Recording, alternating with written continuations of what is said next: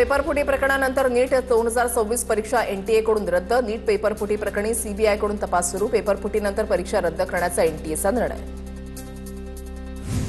लाखो विद्यार्थ्यांची मेहनत भाजपच्या भ्रष्ट व्यवस्थेमुळे वाया गेली. नीट पेपरफुटी प्रकरणी राहुल गांधींचा भाजपवर निशाणा. हे अपयश नसून तरुणाईच्या भविष्याविरुद्ध केलेला गुन्हा आहे. राहुल गांधींचा हल्लाबोल.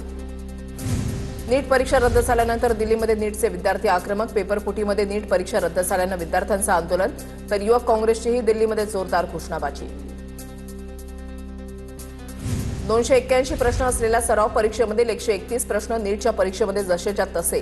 2024 प्रमाणे यंदाही परीक्षेमध्ये पैशांचा मोठा खेळ झाला. नीट परीक्षा रद्द झाल्यानंतर रोहित पवारांचं ट्विट.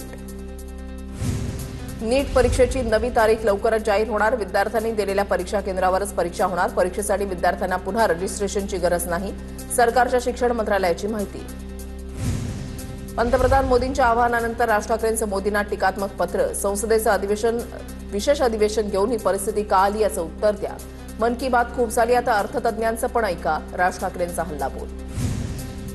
निवडणुकीमध्ये प्रचार रोड शो करताना कोट्यवधी लिटर्स पेट्रोल डिझेल वाया गेलं, तेव्हा का नाही सुचलं? चुका तुमच्या आणि त्याचा भुर्दंड जनतेला का? राज ठाकरेंचा मोदींना सवाल.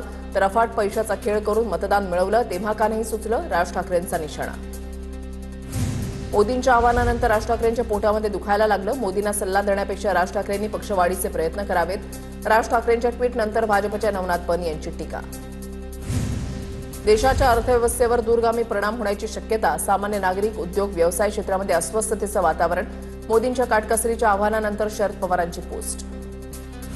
देश चालवण्यात मोदी अपयशी ठरले. त्यांना उशिरा सुचलेलं शहाणपण. जनतेला सल्ले देण्यापेक्षा मोदींनी सत्तेपासून दूर व्हावं. काँग्रेसचे नेते नाना पटोलेंची टीका. मोदींच्या आव्हानानंतरही अमित साठमांच्या नालेसफाई पाहणी दौऱ्यामध्ये 25 गाड्यांचा ताफा. स्वतःसाठीच्या 2 गाड्यांसह आमदार, नगरसेवक, पदाधिकारी आणि महापालिकेचे अधिकारीही ताफ्यामध्ये. अमित साठमांच्या गाड्या पाण्यावर चालत असाव्यात. सत्ताधाऱ्यांची अवस्था म्हणजे लोकासंगे ब्रह्मज्ञान आणि स्वतः असे कोरडा पाषाण. साठम यांच्या 25 गाड्यांच्या ताफ्यावरून रोहित पवारांची टीका. मुख्यमंत्र्यांच्या परवानगीशिवाय चार्टर्ड विमान वापरता येणार नाही. तातडीचं काम असल्यास चार्टर्ड विमान वापरता येतं. मुख्यमंत्र्यांनी सूचना दिल्याच्या बावनकुळेंची माहिती. स्वदेशीचा नारा महात्मा गांधींनी दिला होता, त्यावर टीका करणार का? नरेंद्र मोदींच्या आव्हानाला सकारात्मक घ्या. मोदींच्या आव्हानानंतर विरोधकांकडून टीका सुरू झाल्यानंतर चंद्रशेखर बावनकुळेंची प्रतिक्रिया. आधी स्वतः उधळपट्टी केली आणि आता काटकसर करा असं सांगतायत. निवडणुकांमध्ये खर्चाचा धुमाकूळ केला. आधी स्वतःपासून बचतीची सुरुवात करावी. काँग्रेसचे नेते बाळासाहेब थोरात यांचा हल्लाबोल. आयपीएलवर तत्काळ निर्बंध जाहीर करा. पंतप्रधानांच्या आवाहनावर काँग्रेसचे नेते सचिन सावंतांची मागणी. मुख्यमंत्र्यांसह मंत्र्यांनी गाड्यांचा त्याग करावा. मंत्री आणि त्यांच्या कुटुंबाच्या विदेश प्रवासावर बंदी घाला. सचिन सावंत यांची प्रतिक्रिया. रुपया ऐतिहासिक निच्चांकावर. ही अर्थव्यवस्थेसाठी धोक्याची घंटा. सरकार कधी जागा होणार? दमानिया यांचा सवाल. अंजली दमानिया यांचा ट्विट करत केंद्र सरकारवर निशाणा. पंतप्रधानांच्या आवाहनानंतर मुख्यमंत्री देवेंद्र फडणवीस ॲक्शन मोडमध्ये. फडणवीसांच्या सूचनेनुसार मंत्री नितेश राणेंकडून मत्स्य विकास आणि बंदर विभागाला महत्त्वाचे निर्देश. विभागाच्या सर्व बैठका आता ऑनलाईन घेण्याचा निर्णय. भारताकडे 60 दिवसांचं कच्चं तेल आणि गॅसचा साठा. एलपीजीचा 45 दिवसांचा साठा उपलब्ध. केंद्रीय मंत्री राजनाथ सिंह यांची माहिती. एकीकडे पंतप्रधान मोदींचं इंधन वाचवण्याचं आवाहन, तर दुसरीकडे महाराष्ट्राचे आमदार परदेश दौऱ्यावर. 15हून जास्त आमदारांचा जपान दौरा वादात सापडण्याची शक्यता. विधानसभा अध्यक्ष राहुल नार्वेकर या दौऱ्यात असल्याची माहिती. पंतप्रधान मोदी 15 मे पासून युरोप दौऱ्यावर. पंतप्रधान मोदी युरोपातील 4 देशांचा दौरा करणार. पंतप्रधान मोदी 15 मे ते 20 मे दरम्यान नेदरलँड, नॉर्वे आणि इटलीचा दौरा करणार. वर्षभर सोनं खरेदी करू नये या पंतप्रधान मोदींच्या आवाहनानंतर सोनं विक्रेत्यांच्या चिंतेमध्ये वाढ. सोनं खरेदी बंद झाल्यास आमच्यावर उपासमारीची वेळ येईल. सोलापूरमधील सोनं विक्रेत्यांची प्रतिक्रिया. सोनं खरेदी बंद केल्यास कामगार बेरोजगार होतील. देशभक्ती दाखवायला हवी, पण व्यवसाय पूर्णपणे बंद होऊ नयेत. ज्वेलर्स असोसिएशन ऑफ इंडियाचे राष्ट्रीय प्रवक्ते कुमार जैन यांची प्रतिक्रिया. आसाममध्ये हिमंता बिस्वा सरमांकडून मुख्यमंत्री पदाची शपथ. गुवाहाटीच्या खानापारामध्ये पंतप्रधान मोदी, केंद्रीय गृहमंत्री अमित शहा यांच्या उपस्थितीमध्ये शपथविधी. राष्ट्रवादीच्या पदाधिकाऱ्यांच्या यादीतून प्रफुल्ल पटेलांचं नाव वगळलं. सुनेत्रा पवारांनी 29 तारखेला केंद्रीय निवडणूक आयोगाला दिलं होतं पत्र. सुनेत्रा पवारांनी केंद्रीय निवडणूक आयोगाला दिलेल्या राष्ट्रीय पदाधिकाऱ्यांच्या यादीमध्ये पार्थ पवार आणि जय पवारांवर मोठी जबाबदारी. पार्थ पवार आणि जय पवारांवर जनरल सेक्रेटरी आणि नॅशनल सेक्रेटरी पदाची जबाबदारी. राष्ट्रवादीच्या राष्ट्रीय पदाधिकाऱ्यांच्या यादीमध्ये चूक, लवकरच यादी दुरुस्त केली जाणार. उपमुख्यमंत्री सुनेत्र पवारांचं स्पष्टीकरण. एवढ्या सिनियर माणसाला तुम्ही घेतलं कसं नाही, मी आज विचारतो. राष्ट्रवादीच्या पदाधिकारी यादीवर मंत्री चंद्रकांत पाटील यांची प्रतिक्रिया. राष्ट्रवादीच्या पदाधिकारी यादीमध्ये प्रफुल्ल पटेलांचं नाव वगळलं. गोंदिया जिल्ह्यातील सडक अर्जुनी नगरपंचायतची पोटनिवडणूक जाहीर. नगरपंचायतमध्ये केवळ एका जागेकरता 20 जूनला मतदान पार पडणार. राज्य महिला आयोगाच्या माजी अध्यक्षा रुपाली चाकणकर यांनाही ईडीनं समन्स बजावल्याची सूत्रांची माहिती. 2 दिवसांपूर्वी एसआयटीकडून 5.5 तास चाकणकर यांची चौकशी झाल्यानंतर आता ईडीची एंट्री. चाकणकर यांच्या अडचणीत वाढ होण्याची शक्यता. रुपाली चाकणकरांना ईडीचं समन्स फार उशिरा आलं. रुपाली चाकणकरांना ईडीचं समन्स आधीच यायला हवं होतं. एकनाथ खडसेंचा रुपाली चाकणकरांवर निशाणा. विधान परिषदेच्या 2.5 वर्षांपासून रिक्त जागांसाठी पुढील आठवड्यामध्ये निवडणूक जाहीर होण्याची शक्यता. स्थानिक स्वराज्य संस्थांद्वारे 17 आमदार निवडून जाणार. पावसाळी अधिवेशनापूर्वी विधान परिषदेची सदस्य संख्या वाढणार. आंबा बागायतदारांच्या 15 मे रोजीच्या मुंबईतल्या मोर्चाच्या नियोजनासाठी शिवसेना भवनमध्ये संध्याकाळी बैठक. उद्धव ठाकरे स्वतः या बैठकीला उपस्थित राहणार. कोकण आणि मुंबईतल्या सर्व पदाधिकाऱ्यांना मार्गदर्शन करणार. परभणीमध्ये ठाकरेंच्या सेनेकडून नवीन पदाधिकाऱ्यांची यादी जाहीर. संजय जाधवांच्या निकटवर्ती यांना डावलून इतरांना महत्वाची जबाबदारी. खासदार संजय जाधव पक्षांतर करणार असल्याच्या चर्चा. रत्नागिरीमधल्या बॉक्साईट प्रकल्प रद्द होत नाही तोवर आंदोलन करणार. ठाकरेंच्या शिवसेनेचे नेते विनायक राऊत यांचं वक्तव्य. पर्यावरण विघातक प्रकल्प कोकणामध्ये नको, विनायक राऊतांची मागणी. नाडार आणि सागवे गावातील बॉक्साईट उत्खननाची जनसुनावणी तुर्तास रद्द. स्थानिक लोकांनी बॉक्साईट उत्खननाला विरोध केला होता. ग्रामस्थांची भूमिका तीच माझी भूमिका. मंत्री उदय सामंत यांचं वक्तव्य. मंत्री उदय सामंत यांची जिल्हाधिकाऱ्यांशी चर्चा. सिंधुदुर्गमधील अवकाळी नुकसानीचा पालकमंत्री हितेश राणेंकडून आढावा. नुकसानग्रस्तांना तातडीनं आणि सर्वतोपरी मदत करण्याचे आदेश. जिल्ह्यातील वीज आणि पाणी पुरवठा तत्काळ सुरळीत करा, नितेश राणेंचे आदेश. अंबरनाथमध्ये शिवसेनेनं दिलेल्या युतीच्या प्रस्तावाचं भाजपकडून स्वागत. मतभेद विसरून युतीला भाजपचा हिरवा कंदील. शिवसेनेच्या ऑफरला भाजपचा सकारात्मक प्रतिसाद. भाजप प्रदेश सचिव गुलाबराव करंजुले यांची प्रतिक्रिया.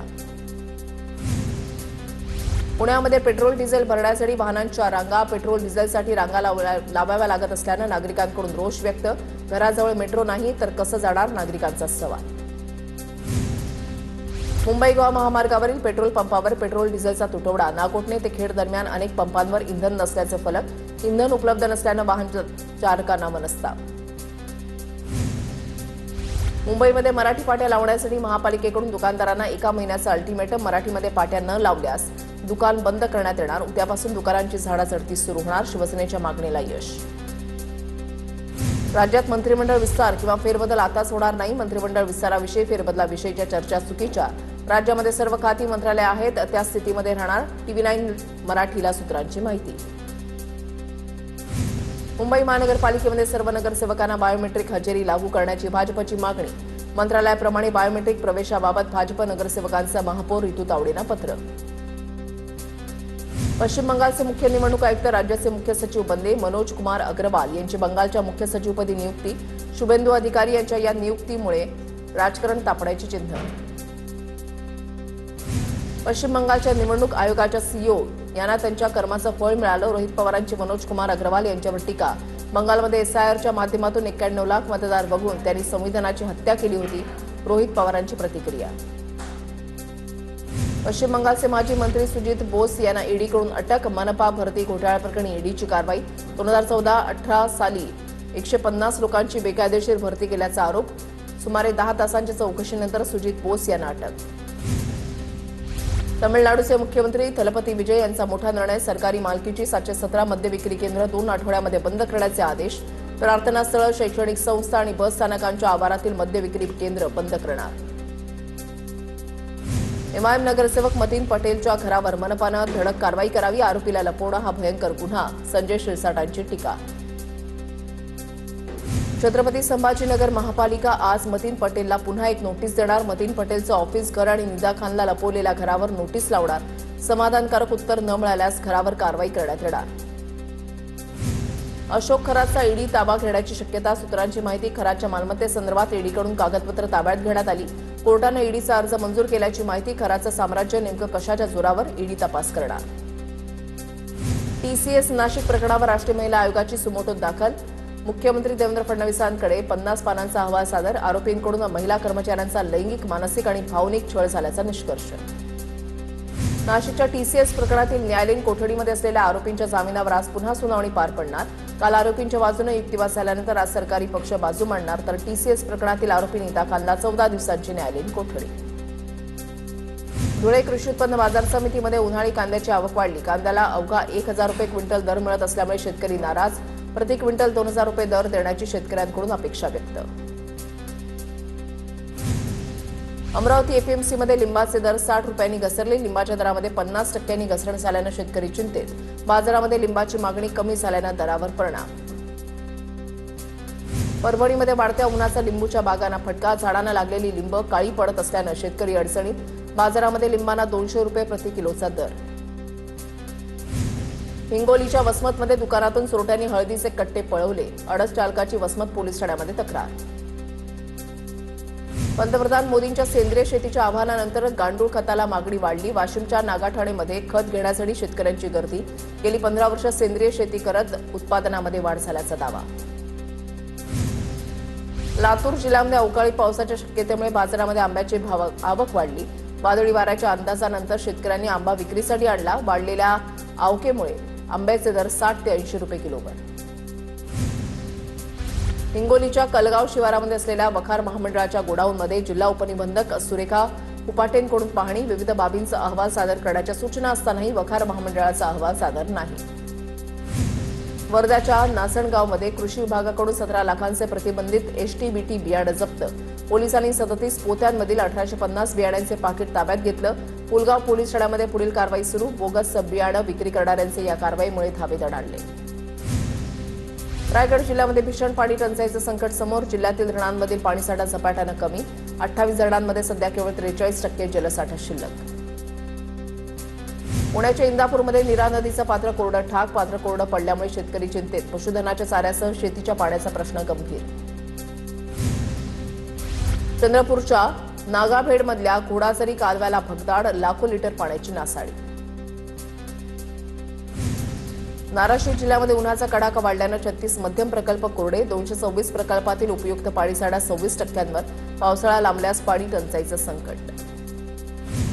वाशिमच्या एक बुर्जी प्रकल्पातून शेती सिंचनाचे मोटार पंप हटवल्यानं जलसाठा कायम. प्रकल्पामध्ये 23% पाणीसाठा शिल्लक असल्यानं वाशिम शहरवासियांची पाण्याची चिंता मिटली. जळगाव जिल्ह्यामध्ये उष्णतेचा कहर. पाचोरा, भडगाव आणि चाळीसगावमध्ये तापमान 44 अंशांवर. उष्णतेच्या तीव्र झळांनी नागरिक हैराण. घराबाहेर पडताना काळजी घेण्याचं आवाहन. बुलडाणा जिल्ह्यामधल्या लहान मोठ्या धरणांनी तळ गाठला. प्रकल्पात केवळ 28%च जलसाठा. पाण्याचं संकट गडद. ग्रामीण भागामध्ये भीषण पाणी टंचाई.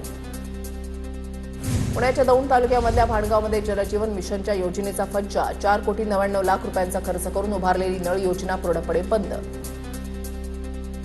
अमरावती जिल्ह्यामध्ये उष्णतेचा कहर. महिनाभरामध्ये उष्माघाताचे 12 रुग्ण आढळले. तापमान 46.8 अंशांपर्यंत पोहोचल्यानं नागरिकांच्या आरोग्यावर परिणाम. हवामान खात्याकडून पुन्हा तापमान वाढीचा इशारा. नागरिकांना काळजी घेण्याचं आवाहन. नाराशिवमध्ये तापमानाचा पारा 41 अंशांवर. शासकीय रुग्णालयामध्ये उष्माघाताच्या रुग्णांमध्ये वाढ. शासकीय रुग्णालयात उष्माघाताच्या रुग्णांसाठी विशेष कक्षाची उभारणी. पश्चिम विदर्भामध्ये वाढत्या तापमानाचा जलसाठ्यावर मोठा परिणाम. प्रमुख धरणातील पाणीसाठा 47% खाली.